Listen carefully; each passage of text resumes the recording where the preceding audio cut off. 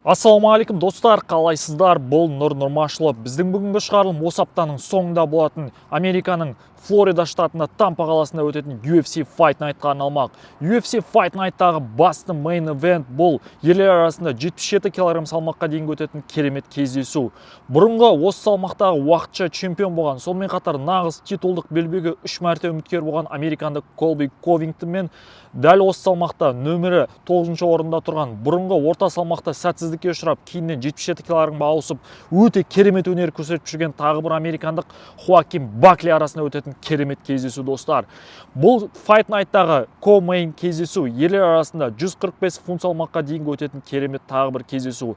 Дәл осы салмақта UFC-ға дейінгі WEC, сонымен қатар бертін келе UFC-да аңыз адамға айналған Кап Суонсы мен оның қарсыласы американдық Билли Куарантило арасында өтетін тағы бір керемет кездесу достар.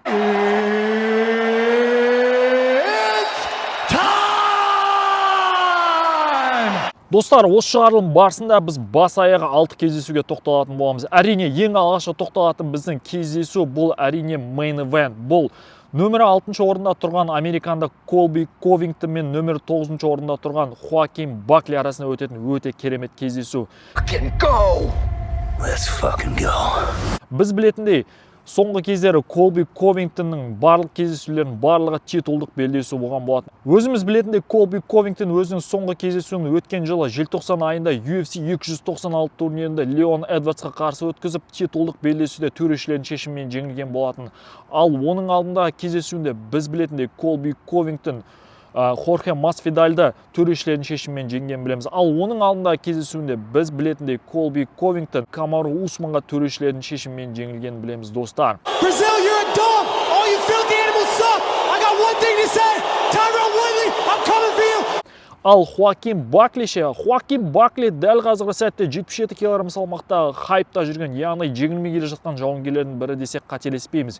Өйткені Хоакин Бакли өзіміз білетіндей өзінің соңғы кездесуінде UFC 307 турнирінде американдық Стивен Томпсонды нокаутпен жеңген білеміз. Ал оның алдында Хоакин Бакли біз білетіндей американың Сент-Луис қаласындағы Fight Night'та өзбекстандық Нұрсұлтан Узибоевті төрешілердің анық шешімімен жеңгенін білеміз достар. Ал оның алдында кездесуінде Хоакин Бакли UFC Атлантик Ситиде өткен Fight Night'та дәл сол кездегі топ 10-ға кірген бразилиялық Висенте Люкені техникалық нокаутпен жеңгенін білеміз достар. That name is Conor McGregor. I want you. Әрине, сарапшылардың көбісі дерлік бұл кездесуде Хоакин Баклиді анық фаворит ретінде көріп отыр. Менің ойымша да бұл кездесуде Хоакин Бакли анық фаворит болуы тиіс. Өйткені біз білетіндей Хоакин Баклидің жалпы бокс стилінің өте керемет дамыған білеміз. Сонымен қатар бұл жауынгердің соққыларын өте ауыр екенін де атап өтуіміз керек. Және де бұл жауынгердің жалпы кардиосы да, яғни 5 раунд бойы төбелесуге шамасы жетеді деген ойдамыз. Және де біз байқағанымыздай Нұрсұлтан Узибоевпен болған кездесуде Хоакин Баклидің жалпы күрес стилінде өте жоғары екендігін байқап өттік достар. Ал Колби Ковингтонның артықшылығына тоқталатын болсақ, барлық батыстық сарапшылар атап өтетіндей, Колби Ковингтонның жалпы 5 раундтық кездесуден тәжірибесі өте көп екенін білеміз. Және де осыған қарап, бізде Колби Ковингтонның жалпы кардиолог деңгейде өте жоғары екендігін атап өтуіміз керек. Және де Колби Ковингтонның бокс деңгейі мен күрес деңгейінің өте жоғары екендігін атап өтуіміз керек достар. Одан кейінгі біздің тоқталатын кездесу бұл ерлер арасында 66 кг салмақта өтетін өте керемет кездесу. Аңыз адам UFC-да бірнеше жылдар бойы өнер көрсетіп жүрген. UFC тарихында ең көп кездесу өткізген жауынгерлердің бірі американдық Кап Суонсы мен тағы бір американдық Билли Куарантило арасында өтетін өте тартысты кездесу. Бұл кездесуде сарапшылардың көбісі дерлік жас жауынгер Билли Куарантилоны фаворит ретінде көріп отыр. Менің ойымша Кап Суонсыны есептен шығарып тастауға әлі ерте секілді. Бірақ та мен де сарапшылардың пікіріне қосыла отырып, Билли Куарантило Кап Суонсыны төрешілердің шешімімен болмаса техникалық нокаутпен жеңуі тиіс деп ойлаймын. Билли Куарантилоның жалпы грэпплинг стилі мен бокс стилінің өте жоғары екендігін атап өтуіміз керек, ал Кап Суонсының бокс деңгейінің өте жоғары екендігін де атап өтейік достар. Billy, that fight was ridiculous. How do you feel right now? Nashville, what's up? I love you guys. Одан кейінгі біздің тоқталатын кездесу бұл ерлер арасында 57 кг салмақта, яғни Асу Алмабаев өнер көрсететін 125 фунт салмақта өтетін керемет кездесу. Топ 15-ке кіретін қос жауынгер арасындағы нөмір 9-шы орындағы Ангола елінің атынан өнер көрсететін Манел Капа мен нөмір 12-ші орында тұрған бразилиялық Бруно Сильва арасында өтетін керемет кездесу. Бұл кездесуде сарапшылардың пікірі 50-50 болып отыр. Яғни сарапшылардың ойы бойынша бұл жауынгердің қай-қайсысы болсын жеңіске лайық. Бірақ менің ойымша бұл кездесуде Манел Капа өзінің сәтсіздіктерін тоқтатып, Бруно Сильваны төрешілердің шешімімен болмаса нокаутпен жеңіске жетуі тиіс деп ойлаймын. Жалпы біз білетіндей Манел Капаның джиу-джитсу стилі мен бокс деңгейінің өте жоғары екендігін атап өтуіміз керек. Ал Бруно Сильваның әрбір бразилиялыққа тән грэпплинг стилі мен джиу-джитсу стилінің өте жоғары екендігін атап өтейік, достар. Sit down, bro. Sit the fuck down. Sit the fuck down. What the fuck? Get your word. Sit the fuck. Одан кейінгі біздің тоқталатын кездесу ерлер арасында 205 фунт салмаққа дейінгі, яғни жартылай ауыр салмақта өтетін өте керемет кездесу. Дәл қазіргі сәтте хайпта жүрген жауынгерлердің бірі бразилиялық Витор Петрино мен оның қарсыласы UFC-дағы ардагерлердің бірі Дастин Джейкоби арасында өтетін керемет кездесу.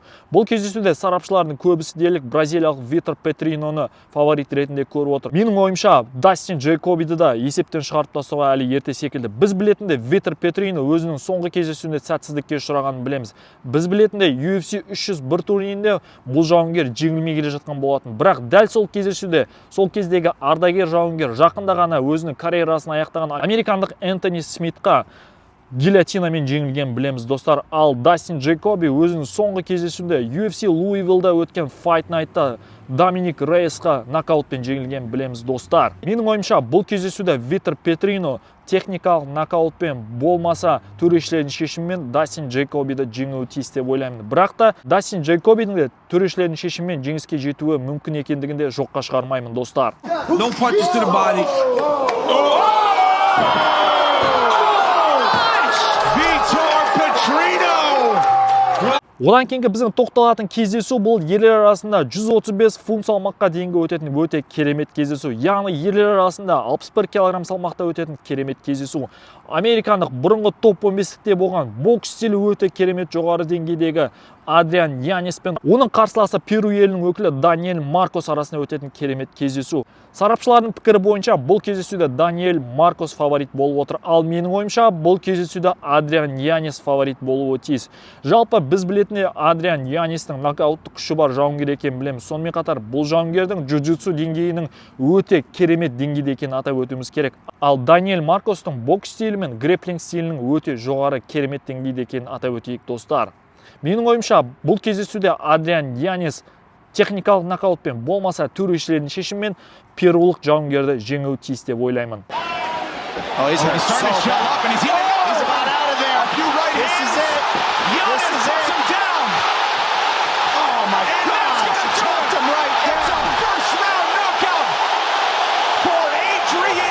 Бұл шығарымдағы ең соңғы тоқталатын кездесу, достар, бұл ерлер арасында 155 фунт салмаққа дейінгі, яғни 70 кг салмаққа дейінгі өтетін керемет кездесу. UFC-дан аңыз адамдардың бірі, дәл осы 70 кг салмақтағы аңыз адамдардың бірі, американдық Майкл Джонсон мен оның қарсыласы Марокко елінің өкілі Отман Азайтар арасында өтетін керемет кездесу. Бұл кездесуде сарапшылардың көбісі дерлік американдық Майкл Джонсонды фаворит ретінде көріп отыр. Менің ойымша да бұл кездесуде Майкл Джонсон фаворит болуы тиіс. Өйткені американдық Майкл Джонсон біз білетіндей Флорида штатындағы Шавкат Рахмонов, Асу Алмабаев жаттығуын өткізетін Kill Cliff залында жаттығатын жауынгерлердің бірі. Және де бұл залда дайындық барысы өте жоғары деңгейде екенін атап өтейік. Жалпы біз білетіндей Майкл Джонсонның күрес стилі мен бокс стилінің өте жоғары екендігін атап өтуіміз керек. Кезінде біз білетіндей бұл жауынгердің Дастин Порье, Джастин Гейджиге қарсы өткізген кездесулерінің қандай болғанын білеміз, достар. Ал Отман Азайтардың марокколық жауынгердің жалпы күрес стилі мен джиу-джитсу стилінің, сонымен қатар бокс стилінің жақсы деңгейде екенін атап өтейік, достар. Менің ойымша бұл кездесуде Майкл Джонсон Отман Азайтарды төрешілердің шешімімен болмаса техникалық нокаутпен жеңіске жетуі тиіс деп ойлаймын.